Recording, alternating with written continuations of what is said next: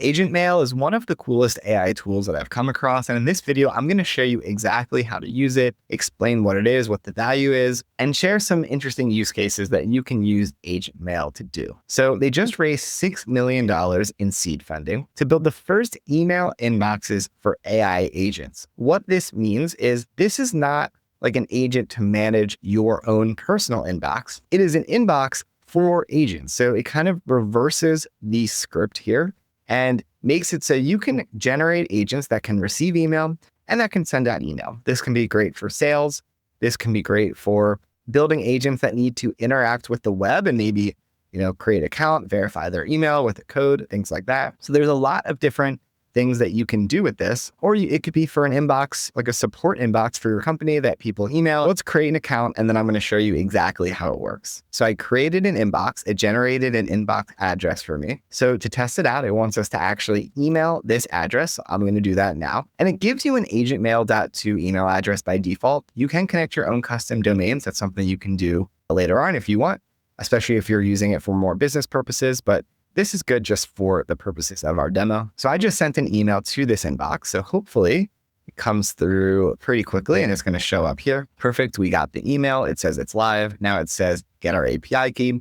So here's our API key. Of course, you want to keep this a secret, but I'm going to delete mine later. So I'm going to copy this, but I want to go into Codex and I'm going to set up Codex. So Codex is now going to have an email for me. So let's go ahead and do this. I'm going to open up a new chat and I'm going to say, please set up AgentMail for me. I have an API key as well. And I want to see what it does. And this is what's so cool about Codex is it's so good at finding information that it's going to know how to use it just by looking up that API documentation. While that's getting set up, I want to talk through 7 real world use cases that AgentMail shares with us, which I think are going to be really good inspiration. So one was the one that I talked about before, automated customer support responses. So, the customer can email our inbox through AgentMail. That's going to trigger a webhook, which is going to trigger your agent. In this case, OpenClaw, but it could be any agent, including Codex. The agent can analyze the message and then send a reply in a thread through basically from AgentMail. So that's where it kind of connects is that, Codex is your agent is going to decide what to send and then is going to send that API call, which is then going to reply from your inbox. So this is what I mean by giving the agent an inbox that it can easily interact with. The next example, I talked about this as well, account signup and verification automation. So testing signup flows, as I mentioned before. Sometimes when your agent is browsing the web and needs to take action, it might need to verify their email. The other one would be like if you're testing and you want to test 50 email accounts, watch for verification emails, things like that. Your agent can create temporary inboxes on demand, sign up for services programmatically, get the code, and then once it completes the verification, it can delete that temporary inbox. So the temporary inbox specifically is what makes this really powerful. And it's not just the fact that it's going to have an inbox, it's that it can spin up inboxes really easily and then delete those inboxes. Next is invoice and receipt processing. So this is an interesting one where your agent could monitor an inbox for receipts. When it gets that, it could parse it and then put it somewhere else, such as QuickBooks or Google Sheets, wherever you need to store that information. So that's another interesting use case. Lead nurturing follow-up sequences. This is a really good one where the agent can watch the inbox. Like you can send leads to an inbox and then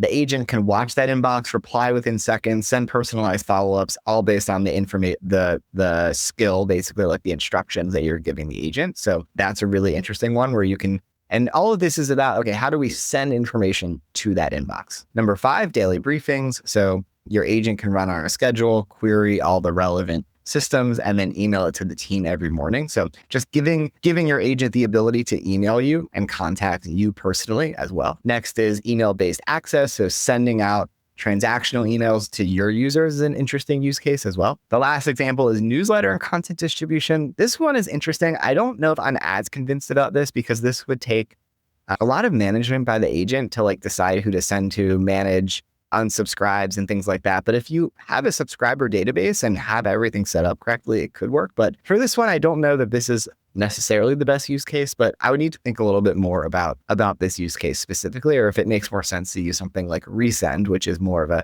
specific email sending newsletter platform. So here it figured out how to set up the MCP setup for Codex.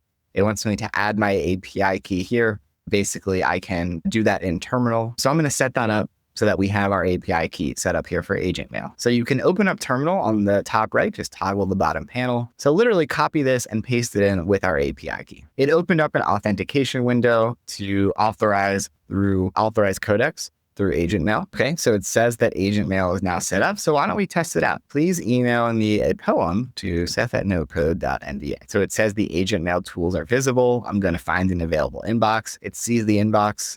This is actually crazy. All right, so it says allow it to send. I'm going to say yes, allow. And now we have email capability. We have our agent in Codex has the capability to send emails. And if I check my email, I can see I got it. And let me show it to you. This was sent from AgentMail. There we go. We got it, a small poem from Codex, and now we have this poem. So just as another example, let me show you what's possible. So we're going to use one of the examples from the 7 that I just went through earlier that AgentMail gave us as ideas. So I'm going to say, now set up a daily automation to email me if Fable 5 is available again for me to use for Anthropic.